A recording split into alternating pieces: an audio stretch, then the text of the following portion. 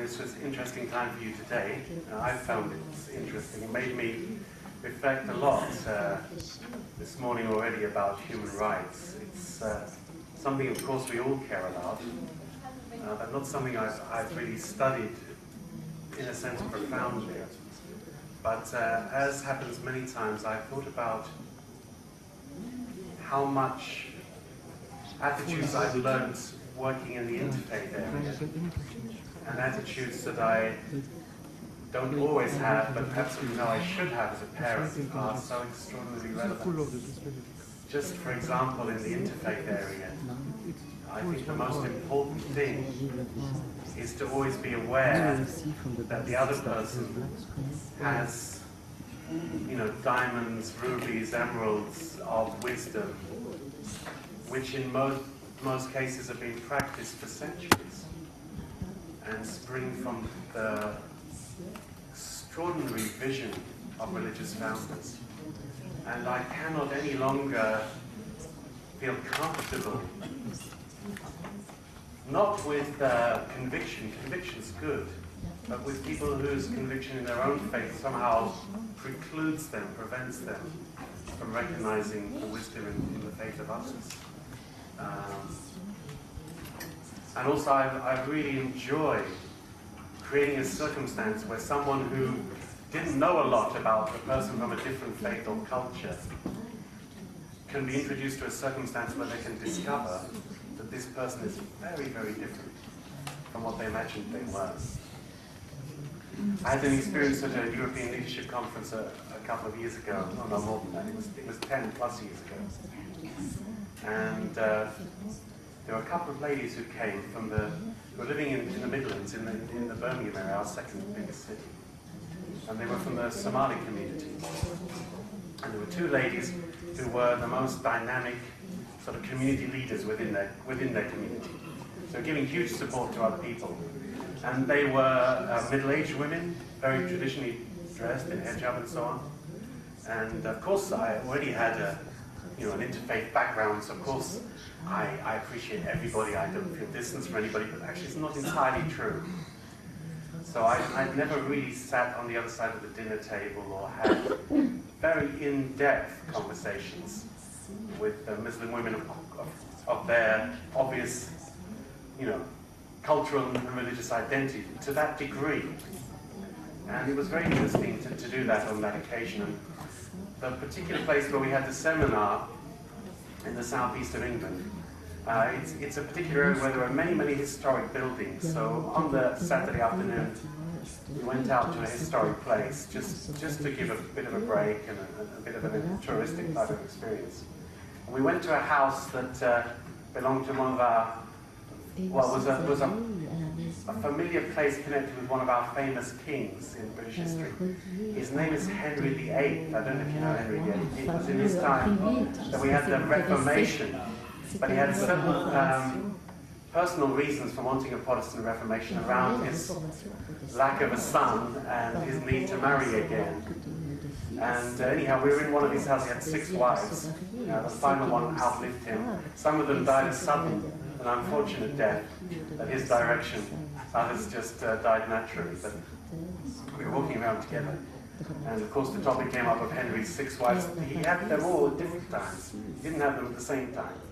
But I was walking around with this Somali woman, and she shared with me that she was the first of 3 wives for her husband. And I've just been explaining about some of these principles we share about man and woman and the exclusivity of the relationship. But her sincerity as a person and her values were already very clear to me. So it was very interesting to walk together around this historic British building associated with Henry VIII, talking about her personal experience of being the first of 3 wives in a system which had an integrity, and to discover and learn something about that was very, very interesting.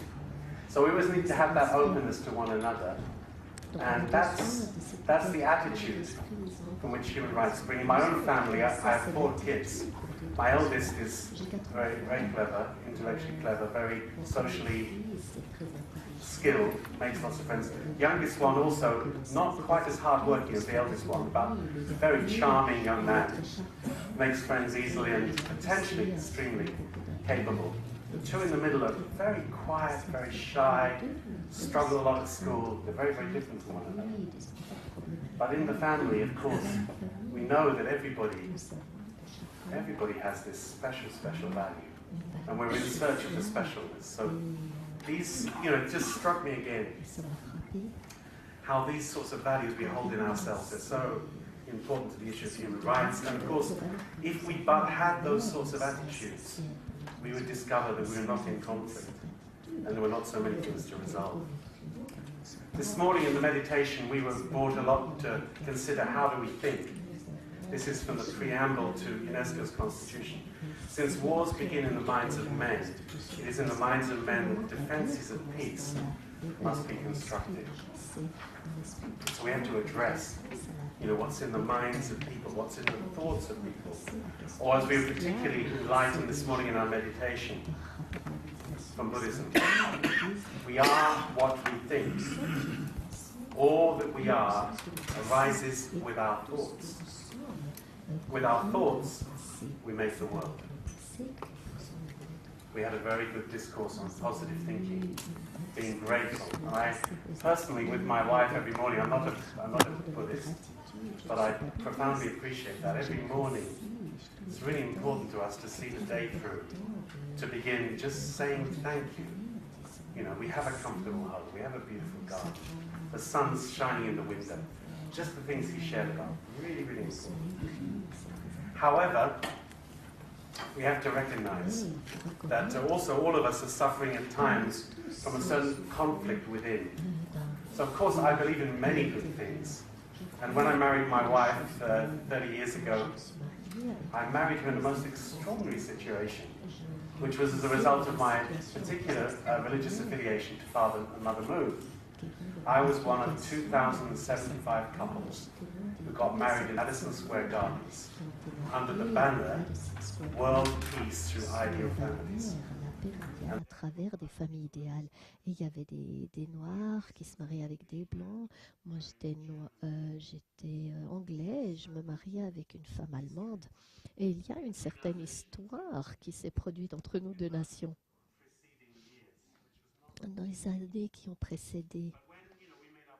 Et quand nous nous sommes promis l'un à l'autre dans ce groupe de gens, et qu'on avait un idéalisme incroyable pour la paix mondiale, je croyais vraiment quand j'ai promis mon amour et que nous... But I have to say, in the past 30 years, I didn't always live up to that standard. I don't think I never beat my wife. I was never sexually unfaithful to my wife. But sometimes, because even of cultural and character difference, and probably she's a woman, I'm a man, she would say something and I would feel hurt, and then in my hurt I would say something back, and that wasn't what I promised.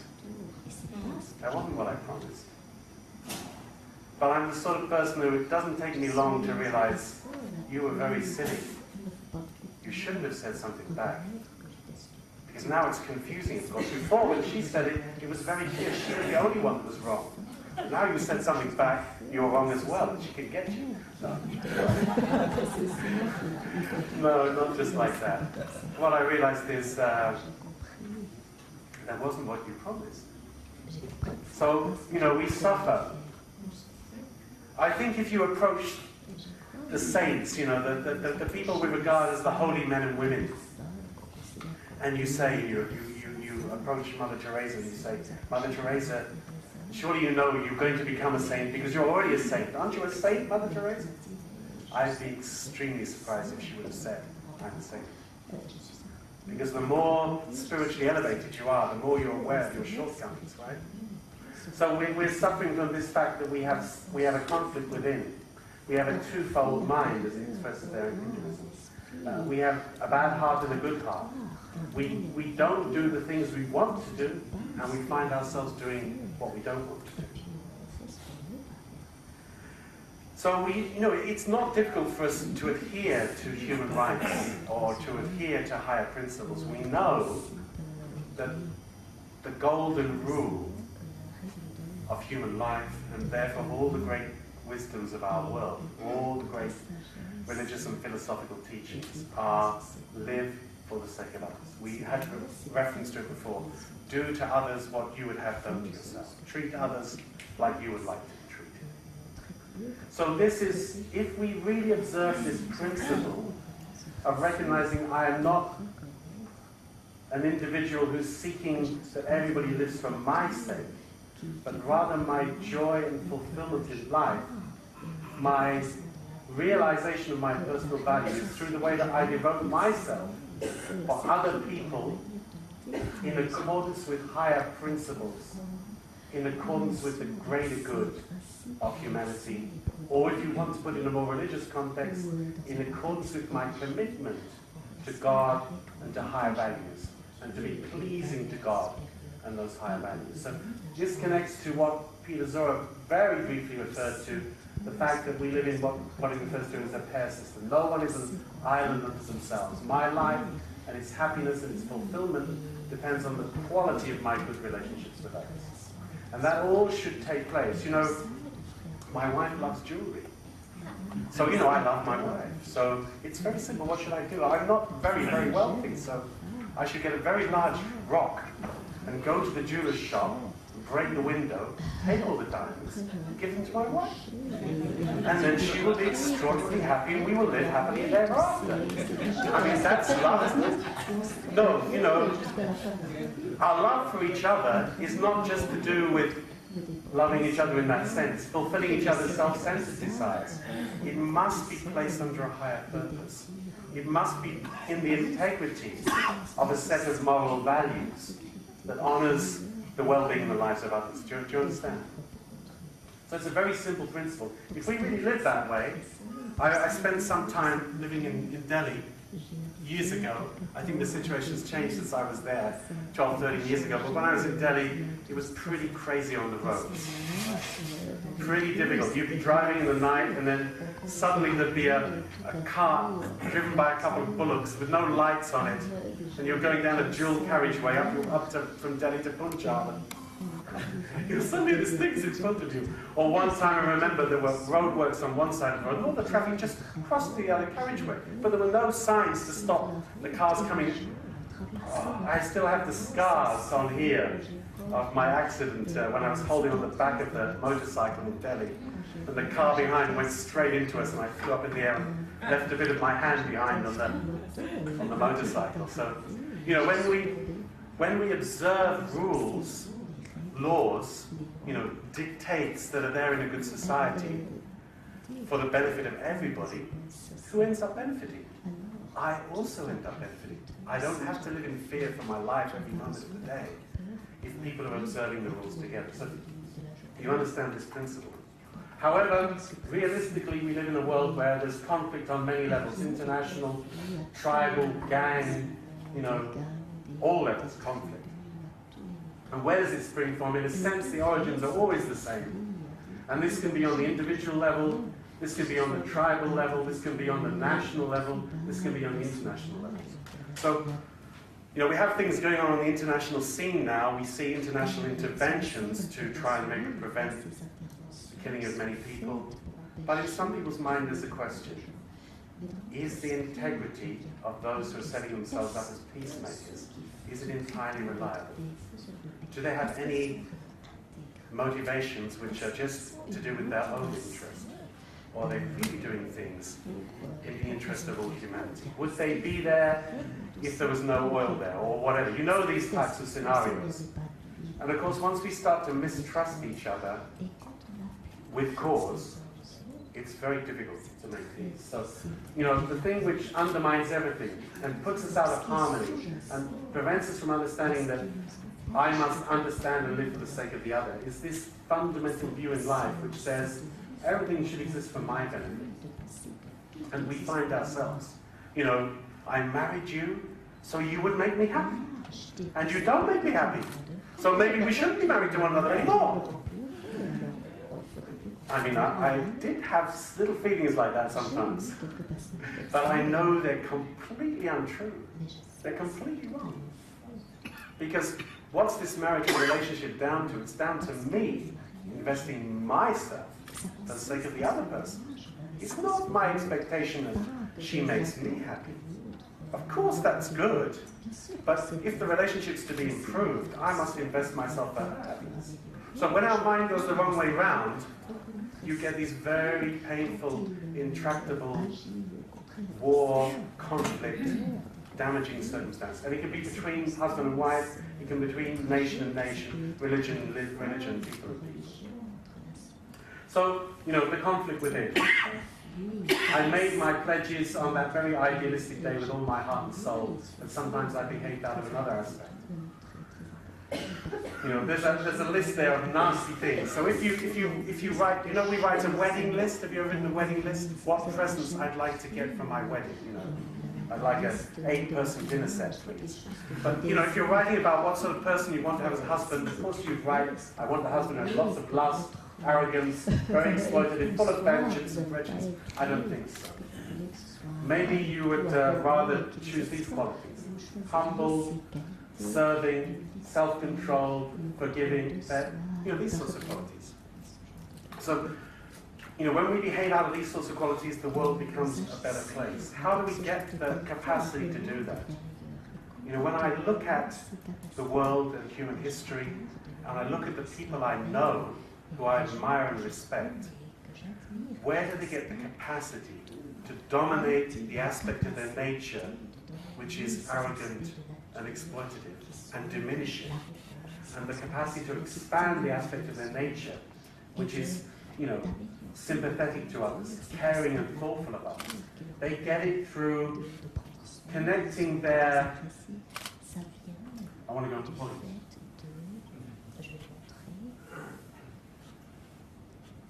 They get it through connecting their daily life to a set of higher values.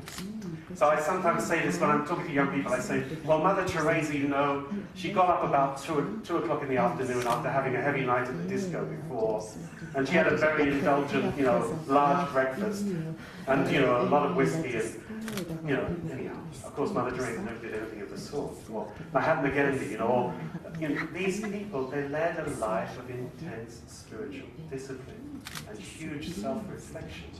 Otherwise, how could they have the capacities to deal with the way that they were mistreated, misunderstood, to face all the things they had to face? So this is basically talking about a spiritual discipline. It's how do you align yourselves, some people might say with God, or with truth, or with virtue, generalization, higher purposes and values. How do you align your mind with that, such that your mind is strengthened to control your conduct, such that your higher thoughts and your conduct become one here, and that's what makes you a true person. How do we do that? That's basically the teachings of all the world's great religions.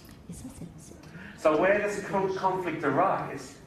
It always arises out of ignorance or being unaware of or disconnected from or behaving in a way that you yourself know is contrary to those higher values. So, you know, when we disconnect from those higher values, either the connection wasn't made strong enough in the first place, or we directly contravene those higher values and excuse it in my life, then we place ourselves in a situation where even though we believe in ideals, even though we believe in human rights, or even though we believe in peace, actually, even though I believe in a peaceful world through good marriages, she upset me and I say something back. And if I don't correct myself quickly with the higher values, I start to get in the type of thinking that just blames the other one, do you understand? And never reflects on myself. So then we get in a situation where the good things I promised, I don't deliver. There's a gap between my ideals and my realistic conduct. You know what? When I'm teaching young people, I often say, you know, you buy a vacuum cleaner? Clean the carpet, right? You buy a vacuum cleaner. Using the vacuum cleaner, you clean the whole house. Everything's gone great. You arrive in your best room, the place you bring your guests, and you're vacuuming, and suddenly it goes into reverse. Instead of sucking things in, it blows everything out. And all the dirt you picked up on the rest of the house now went all over your best room. You're very upset.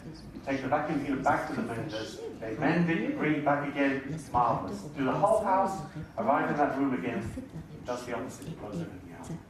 This becomes a vacuum cleaner which cannot be fixed, because as a contradictory nature, you must throw it away, right? But what if this is not a vacuum cleaner? What if this is your husband? What if this is your wife? What if this is your president? What if this is your prime minister? You know, they say one thing, but in the end they deliver the opposite. They may even believe it when they say it. The reality is they end up being in contradictions. And their mind, their higher ideals, doesn't control their body. So then immediately what happens as a result of that? Then the conflict within myself expands to the conflict with others. Husband-wife conflict, brother-brother conflict, tribe-tribe, nation-nation, world-world. So, you know, the world signs up for human rights, the world signs up for the United Nations, but realistically, we don't have enough self-reflection. We're easy to blame the other, but we don't reflect about our own conduct. And then it becomes very difficult to trust each other. And then things happen even in our national or international history.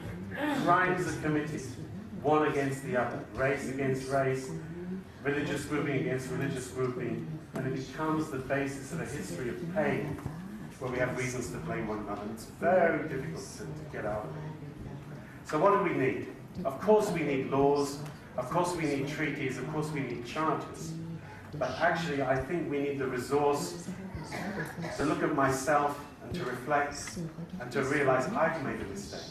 We need the resource to be able to forgive the person who's hurt me. Where does that sort of resource come from? It comes from the spiritual aspect. Very interesting words from one of the early Secretary Generals, Dag Hammarskjöld. I see no hope for permanent world peace. We have tried and we have failed miserably. Unless the world has a spiritual rebirth, civilization is doomed. So, you know, we have a choice in a sense. We've got to find a way to escape the patterns in which we've hurt each other. When you bring a couple for marriage counsel guidance, you have to be able to help them to be aware that the patterns of their interaction, the way they've treated each other, has not been right. And they have to do something about it. What do you do about it? Well, you know, post First World War, what do we do? You know, the victorious side, I say we, anyhow, this is history. We persecuted and punished the defeated, right? And then what happens? Out of defeat, I'm going to read all the words. Out of that defeat comes the resentment and the ill feeling, which leads to the next conflict. End of the Second World War, surely everything wasn't as it should have been. But in some respects, the victorious side truly offered huge support and assistance to some of their bitter enemies. And the result was that those former enemies joined them in a better future. This is much more the way to end conflict. So, you know, when you've lost peace, when you've lost harmony, when you've lost good relationship, and you've entered into a state of conflict because you've conducted yourself incorrectly, you haven't followed the right principles, you haven't been thinking of the other person, you've been thinking of yourself as an individual, or your nation as a nation, or your tribe as a tribe, whatever it is, then you need to go through a course of putting it right. This is, you know, in UPF spiritual principles, we talk about this as a course of indemnity. It's a course of putting right the wrongs you've done, which means making an effort to reverse or restore the thing which caused you to lose that slip of tongue. Taking responsibility for that wrong action, which means first of all being able to be self-reflective, discover my responsibility in the pain, hurt, and conflict. I've been so many times to conflict situations. You know, I went about at least a dozen trips to Israel-Palestine, and we would go to the Palestinian side, and we would hear very legitimate reasons to feel huge pain, and huge injustice, and huge mistreatment. And we could see it with our own eyes. Then we go to the other side, we go to the Jewish settlement inside the West Bank, we go and we speak to Jewish leaders, and we hear their stories. We go to the Holocaust Museum, we see their history, and then somehow we're also touched by their explanations. So, but the problem is, you cannot bring peace between yourself and your wife if all you know about is about what she's done wrong and you know nothing about what you've done wrong. You cannot bring peace with your husband if you know everything about what he's done wrong and nothing about what you've done wrong. And also, how will you solve the situation if you don't know what the other one needs in order to be called to peace? So, this type of process is extremely important. As Nelson Mandela put it, the first thing is to be honest with yourself. You can never have an impact on society if you've not changed yourself. So, I just made some suggestions from traditional spiritual wisdom, if you like, which is present in all cultures. I've just depicted a couple of key religious cultures, but you know, when things have gone wrong, how do you put yourself right first? What's the first thing to do? When I realized that I opened my silly mouth and I said something hurtful back because I felt hurt, where's the first place I need to go? Truly, truly, for myself as a person with a religious conviction, I say sorry to God and I say sorry to the principles that I got married by 30 years ago. And I say, you've fallen short, and that's not good. And also, not only that, not only for the principles, not only for God, but actually, what about your children? What if really this pain you've just caused each other as a husband and wife, what if that were to break your relationship apart? Then who would be most profoundly disturbed? I don't have any little children anymore. My youngest is 18, my oldest is 26. But if my wife and I can't be humble, realize what's wrong with each other, myself, and then take action to put it right, I'm jeopardizing the sense of security of my children and my grandchildren and my society and my community and the people that look to me as a sort of a leader, you know? This is really important. So the first thing is always self-reflection. It's measuring yourself against the standards that you yourself hold as being the valuable standards which should govern the practice of your own life. So in a religious sense, it might be regular study of the scriptures as a basis for self-reflection, taking some time during the year for a retreat, you know, these sorts of times and processes, regular prayer and meditation. And of course, based on that, really an awareness of who you are and how you're behaving, and a sort of personal discipline, and a course of spiritual learning, whereby you maintain a strong obedience to another person or certain principles. You control your own physical desires, traditional practices like celibacy. You behave in a humble and serving way, living for the sake of others. This is put in a restitutional context, but also I'm so happy that all of my children spend a significant period of time doing international service in other people's countries, to do something for the sake of others, and to see how other people live, which is very different from how they live. Because by golly, if we're going to be global citizens, we need to know this. Anyhow, put it in a more secular context, we talk about self-reflection and reorientation. Consider how I might have behaved better. Consider how I should have dealt with the situation in a much better way. Recognize my own failings and take responsibility for them. So, you know, when we went to Israel, Palestine, on all those occasions, there's one group we always asked to come and speak to the groups of ambassadors for peace we brought. And they were very distinguished people with different religious backgrounds and different expertises. But the group that brought them all to tears was the Bereaved Family Forum. This was a group of people, Israelis and Palestinians, who all lost a son or a daughter or a father or a mother or a brother. But when they lost them, they didn't scream for vengeance. What they decided in their heart of hearts were, this pain that I and my family have experienced should not be experienced by anybody else. not just by my people, but by all people. And they made a determination to build a relationship with people from the other side who'd lost a son, a daughter, a father or a mother.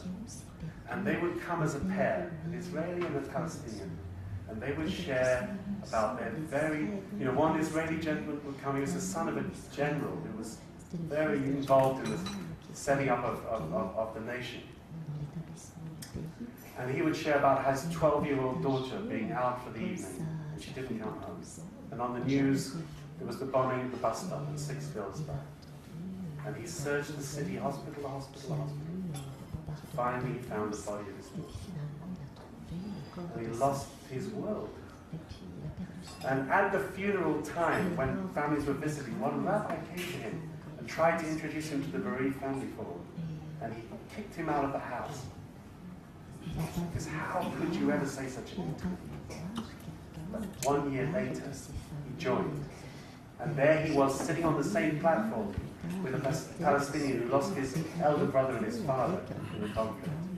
And they were working together in schools and communities, and they were shedding their tears together, and they were bringing their families together for a time together, several days together as a communal family holiday. And there lay the hope for the future. So, okay, we've got reasons to blame each other. This is true. Be it husband and wife, be it parents and children, be it nation to nation, be it religion to religion. But if I hold the other to be an enemy, there's a problem in me. Because you can't get rid of your enemy by killing him. The only way you can get rid of your enemy is by removing from yourself the attitude that sees another human being and characterizes them as your enemy. That's my problem. That's my problem.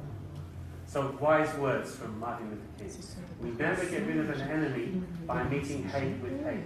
We get rid of an enemy by getting rid of my feeling of enmity. So, we need to connect first of all to those higher values. Reconnect, reflect, repent, change, realize and take responsibility for my own action. But then, of course, we need to put it into practice in relationship to others. And ultimately, you need to put it into practice in relationship to your worst enemies. So I was at a very interesting seminar in December with a gentleman called Ian White. Ian White works in one of the most important peace-building centres in Ireland. He was very involved behind the scenes in the Irish peacemaking process. He said very clearly to us, he had 102 principles for peace building that he'd learned through being involved in the Irish peace process. He's now involved in many other conflict areas in the world. So he had 102 lessons. I won't tell you more now, don't worry. But one of the important ones was, you cannot negotiate for peace with your friends. You must negotiate for peace with your enemies. So you have to talk to your enemies, especially your bitter enemies. Otherwise, there is no peace. So, in the end, the restored attitude in front of God and higher values has to manifest itself in the way that you deal with other people, in the way that you seek their forgiveness, in the way that you apologize, in the way that you perform acts of service and kindness. So you have to address whatever caused the other to feel hurt and violated. You have to be open to reconciliation. You have to seek to correct the injustice from your side. You have to give up the claim to retaliation. You have to forgive and be open to receive the forgiveness of others. You have to resolve to help the other to change. You have to foster goodwill. If you give someone that list at the beginning of the process, they'll give up before they even start, I think. Because it's so demanding. That's why we really need ambassadors for peace. That's why we need our own stories of making peace with our enemies, whereby we can strengthen those who need to find those secrets also themselves. We have a huge task to perform. And when we model it, when we go to the situation as the Israeli who lost his 12-year-old daughter, and the Palestinian who lost his father and his elder brother, there's little people can say in the end against the truth that you're sharing with them. Because they have to recognize that you've turned your pain, that you've turned your hurt into the very quality, which brought peace and reconciliation, which is the only place in which there lies hope for the future. So, we can talk about many different types of qualities. There's just three very important ones mentioned there. And if we manifest this sort of attitude, then we can, truly can, overcome this type of hatred. Actually, Alex, who spoke yesterday about East Congo in the United Nations, we're friends with one another now. And I count it important that he's a friend of mine. And he was sharing with me that one of the, was it the vice president you were talking about, went to the community that he had enmity with, and he apologized and began this prayer for repentance process. So he began a huge outpouring of emotional, repentance and forgiveness. There are many people in our world who have deep religious convictions. If you tap into those convictions in a very wrong way, you can unleash huge misconduct. But if you tap into the way that the religious founders really originally intended, you can tap into a huge human capacity to heal and to forgive and to love beyond what seems possible. And then actually, extraordinarily, people who are enemies, they can end up working together and being an amazing example. So those people who are in the unbelievably painful situation of losing a loved one, they became a role model. What an amazing role model. I know amongst you sitting here today, you have those stories, and you are those sorts of role models. I've got on the table there Father Moon's autobiography. But and I think it's very interesting reading, as has already been mentioned. But what he suggests is we all must write our autobiography. Why? Because we are role models for peace building and peacemaking. So I know Alex is in the midst of writing an autobiography. And some of the things that are most profound in our lives, it's not easy to talk about them. But the world needs it. I think one task of UPF should be, let's get you your autobiographies. Let's create a resource of autobiographical examples of peace and reconciliation and forgiving your enemy. And let people access it. And because, when you're dealing with people's enmity, when you're talking to the husband and wife who, hurt each other so much, they hate each other almost. Then what do you start talking about? You don't start talking about them. You talk about somebody else's situation. To take it away from their situation. And you explain how other people brought reconciliation. And it's always based on these sorts of things. So, excuse me, could I ask you something? I do not understand why it is really so necessary that someone knows about my own biography. Why it is necessary for others? No, I'm not imposing that on you if you don't want to do it. That's fine. No, all I mean is if we could be good role models, like the Israeli and the Palestinian were. They told their personal story. He told such a moving story of losing his daughter. The other gentleman told the story of losing his father and his brother. And then they demonstrated that they'd forgiven and they had reconciliation. And that had a huge impact on the whole audience. And it can have a huge impact on people who are struggling with how to do it.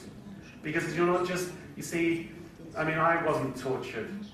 I don't have, I wasn't oppressed. My nation oppressed others. I wasn't oppressed.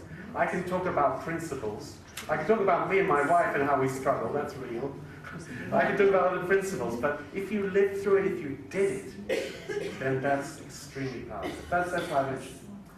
Okay, here's a quotation from the Hadith. My Lord, who is the greatest of thy servants in thy estimation? The one who forgives when he's in a position of power. Or from the New Testament. Christianity. I say to you, love your enemies and pray for those who curse you.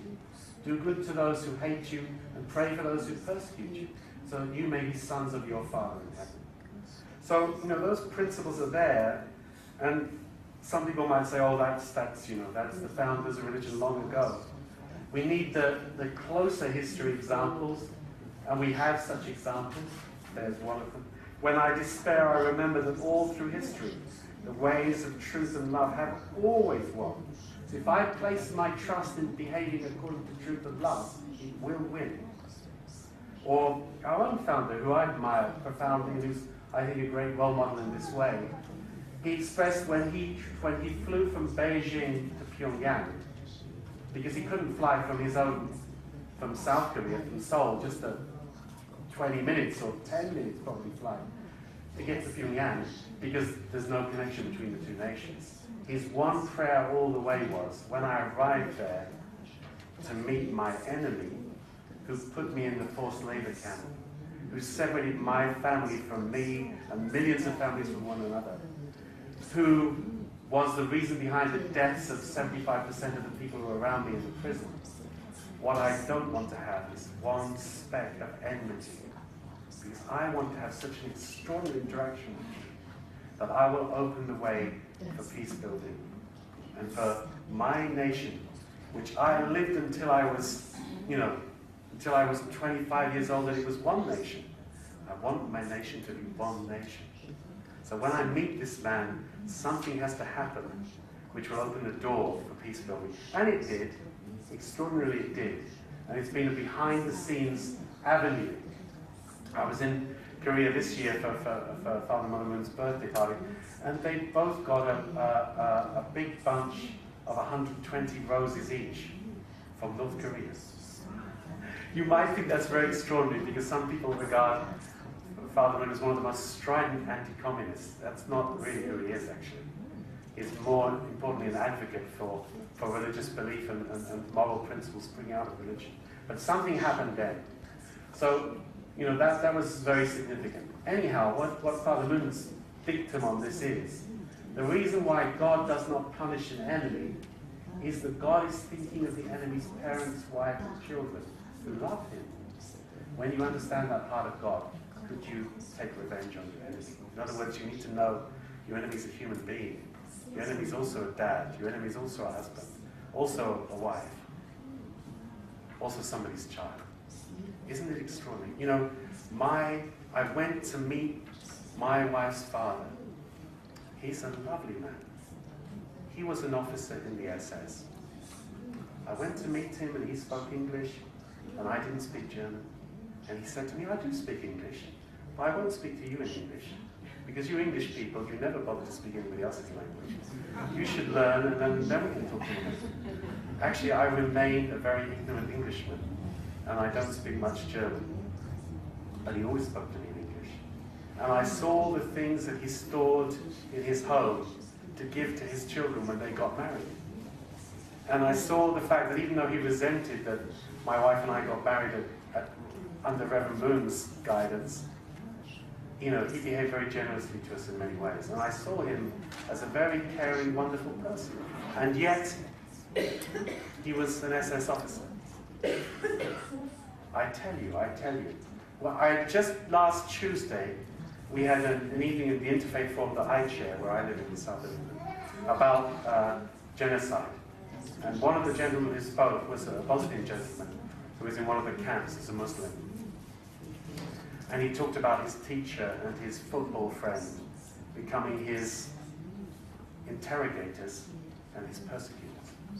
And he said, what I realized is, those people are no different from me.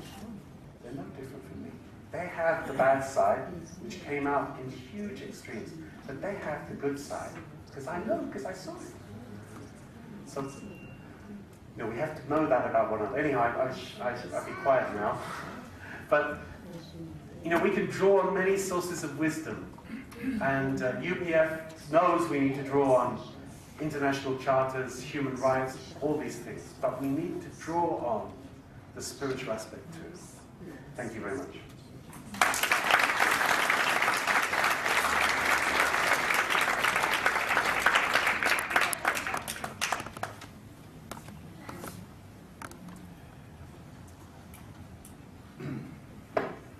That was very, very profound, very great lecture. Thank you very much, Tim.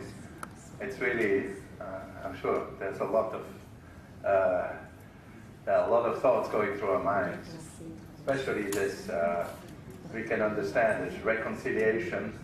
The powerful, when we systematize this, when we make it clear what steps needs to be taken in order to reconcile. I'm not the respondent, but anyway. Actually, we have a better respondent here. Sorry, I just have to get the paper in order not to pronounce the name wrong. Thanks, Tim. Thanks, Tim. I think we have a very dignified person and a very qualified person who can respond to Tim's lecture. It's a she, Power of Women. Her name is Miss Aline Afazali. She is an academic. She's a master's student. You're a student still, or? Okay. In international crime and terrorism, global security matters. She herself is originally from Rwanda, which says that she probably has also some story to tell. And she is with Women's Federation for World Peace, and she is from Birmingham, UK. So thank you very much for being here.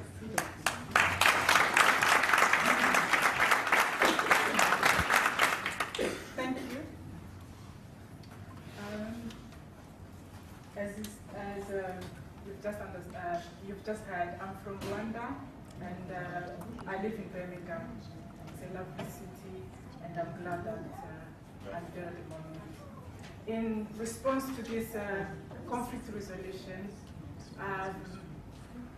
I will not go far. I will just give you an example of my own experience as a survivor of the genocide in Rwanda.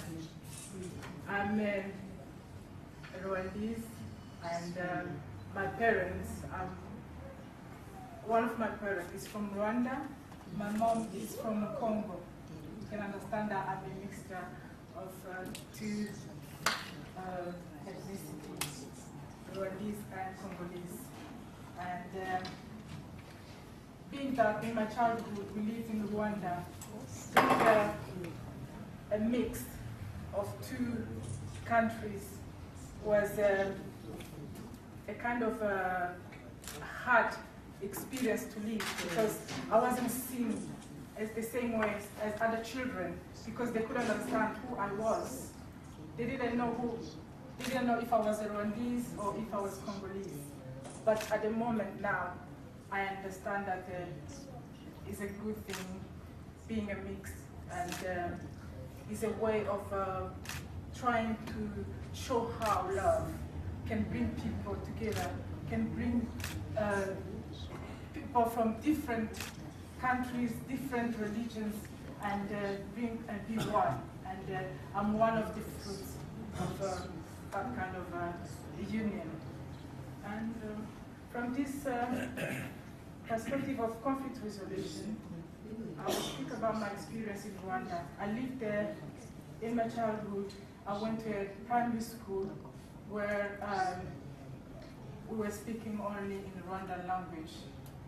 Starting there at the beginning, we had a normal childhood, and we had a good time at the school, primary school, and that was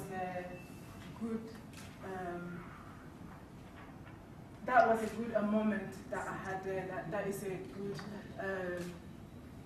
a good memory that I still carry up to now from Rwanda. My childhood could have been was stolen from somehow, but again, looking back, looking at the good time that I had at the primary school, and the way that even if I was not the same as the others, but being a child amongst the other child and playing with the others, sharing with them, all of those things came to bring us together, and came to remind us that we were all one another. How did we go through this? I think we are all aware of the social network, the Facebook. As an ambassador of peace, I came to realize and say that, okay, if we need to change, we've got to start up. I've got to start with myself. And I thanked him for the thought that did for them about the Mahatma Gandhi, and that was the quote that really inspired me. Mahatma says that when I despair, I remember that all through history, the ways of truth and love have always won. Through that, I came to conclude that I need to love others. I don't need to kind of just judge them from who they are or to condemn anyone from whatever has happened in Rwanda. I know there was a dark side to that, but we had again the good side from the way we lived there. So I took the bright side of it, and I said that, okay, we've got a social network, Facebook. How can I use it to promote the peace? So I decided to start with some few members, some children who were my mates from the primary school, whom I knew at the Facebook. And how did I even know that they were on Facebook? One time it just happened. I was just talking to my friends about my country, and I remembered one of my friends' name. I put it on the Google, and straight away I saw the name came up, and she was right in Canada. When I contacted her, and she was like, "Are you still alive?" And I said, "I'm still alive. I never heard about you before. Maybe you were dead." I said, "Okay, thank God I'm not dead. You're not dead as well, so thank God." And after that, she told me about other children that were at the same mates from primary school, that we shared the same primary school as well. And we started connecting to one another. And we started sharing the news of what happened to you after the war, where did you go, where are you living. We exchanged the details and everything. But at the end, we came to realize that we needed to make a group for the sake of our primary school, because we realized that some of the other students of the other primary mates who were there died in the genocide, or some of the others died earlier as the consequences of the war. So we created a website of our primary school, and we started inviting some of the all the children who have attended that primary school. And we got a really good response. At the moment, we've got about 200 members, some of them from Rwanda, from around the world, Benin, everywhere, we can name it, that we didn't know, and some of them we knew that they were dead, or we didn't know what happened to them. But at the moment, we are in touch. And from that moment, when I saw that we were kind of exchanging good news, you could see some good messages that everyone was sending to each other, I came to realize, I said that I think I've got to take an opportunity. I've got to seize this moment and make it a peaceful way of reconciliating one another. And how did I do it? I decided to send a message. I just posted and I said that, look, we've been talking about some of us who are alive and some of us who have died and everything, but I think the best thing that we could have known, that we can share at the moment, is the good time that we share together, is to have like kind of a memorial stone of the people that we lost from our primary school. So if anyone is interested, please put your name down. I did it just in a minute thinking maybe some of the people might not be in accordance with my views, but I got a really good response. At the moment, and we've raised some money that we are going to kind of build, and we've asked the permission to build that store to that primary school, where we put all the names of the children who have been to that primary school, who have died through the genocide or after the war, just to remind us the good time that we shared together, and it's so amazing. That's all I can say.